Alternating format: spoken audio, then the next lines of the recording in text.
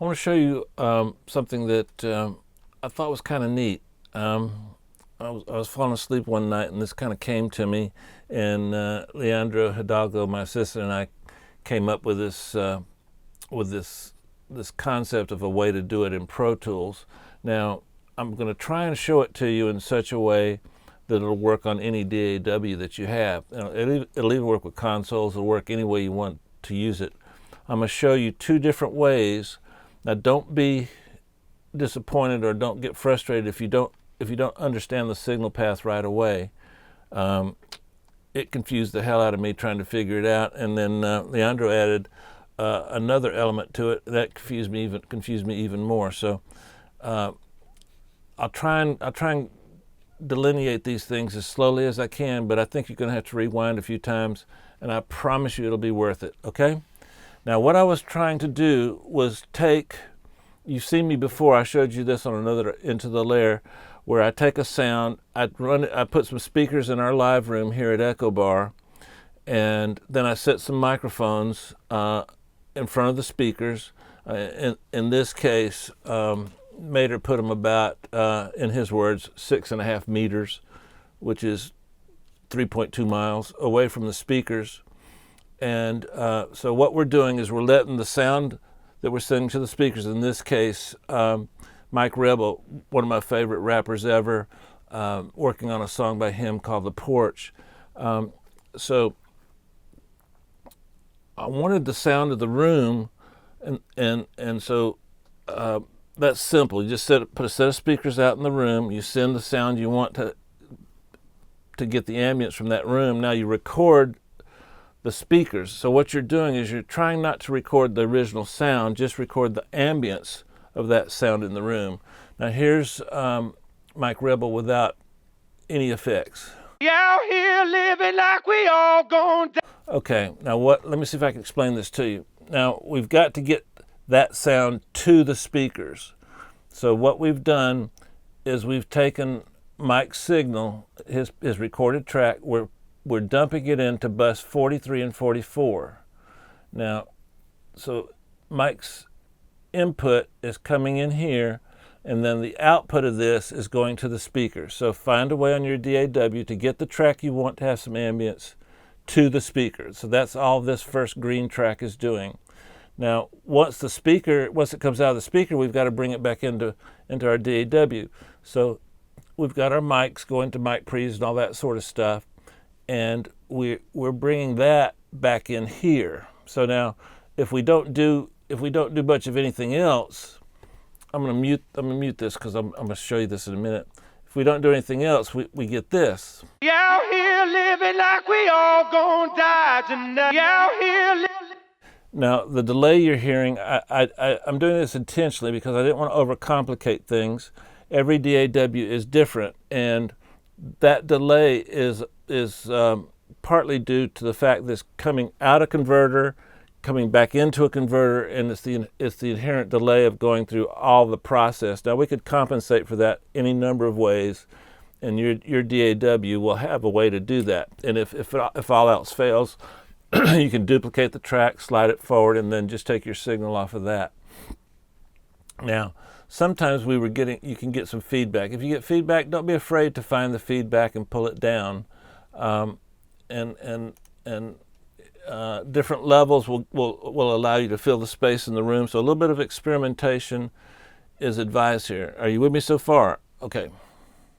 Now, here's what I'm doing now is I'm taking this signal that's coming from the room. I'm tapping a piece of that signal off, bus 43 and 44, and I'm dumping it back in to the speaker again. Now that's a feedback path. And the reason we did it this way is because we want to minimize the real feedback. Name that frequency. 2.78. Okay, now watch this. Out here living like we all gonna die tonight. Out here living like we all gonna die tonight. Out here living like we all gonna die tonight. You hear that? When I stop and watch, when there's nothing. You out here, And now watch when I stop. you out here living. Pretty cool, huh? Starting to hear a little feedback. Now, it's America. If a little's good, more is always better. Leandro came up with this. I think it's kind of elegant.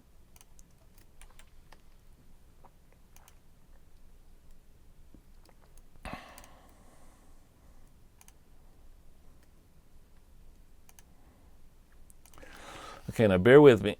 Okay, now check this out. Now we're sending our source of a feedback signal from the mic itself, and we're sending this from the mic, and we're sending it into this aux right here. See, 5960, 5960. So let's bring this guy up.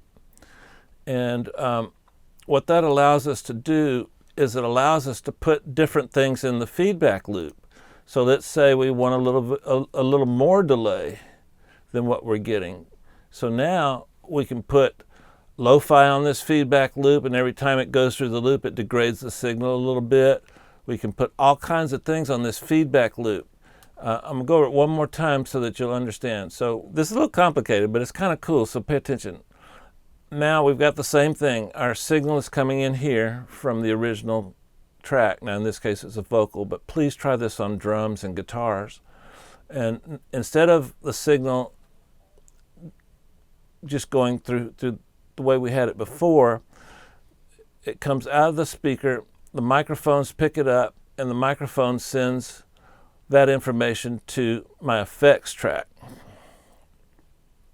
Now you have to be careful of the track you send it to, because you can get some feedback things. So just choose a track here that you just want to monitor it and have it available to you. Now we're sending a piece of this down to this track. So now this fader here is sending information to this auxiliary track here. Now why would I need to do that instead of the way we did it earlier? Because it gives me access to the feedback track. And so now what we can do is we can put a delay on the feedback track, so when we feed this back in and route it through the speaker again, we can have it be a little delayed, and we can put it in time. We can do whatever we want, or we can put like a bit crusher or lo-fi or something like that, and each time the loop goes by, it degrades a little more. Let me show you what's going on. So here's what we've got without any feedback. You out here living like we all go. Okay, now here's the feedback loop. You out here living like we all gon' die tonight. You out here living like we all gon' go. Oh man, that's just sweet. Now, let's mess with it, right? That's what we always do. So I've just got a little bit of a delay in the feedback loop. Now it's not on the original signal; it's in the loop. You out here living like we all gon' die tonight. You out here living like. Now we don't have to use a quarter note. We can use whatever we want. You out here living like we all gon' die tonight. Man, that's so cool. You can put a compressor on this track. You can put EQ on this track. You can do whatever you want. I think this is worth playing with, particularly if you've got a bathroom at home that sounds particularly good, or at your studio there's a hallway that sounds great. Just experiment. Maybe you got a garage. Maybe you've got a room in the house that doesn't have any curtains or carpet. Try different spaces, and it's worth the effort, and it'll give you options that'll separate you from all the regular reverb sounds. Those are real sounds. That's what a room really sounds like. And I think that has a psychological component to it that I really like. Okay, thanks for being patient. Check it out.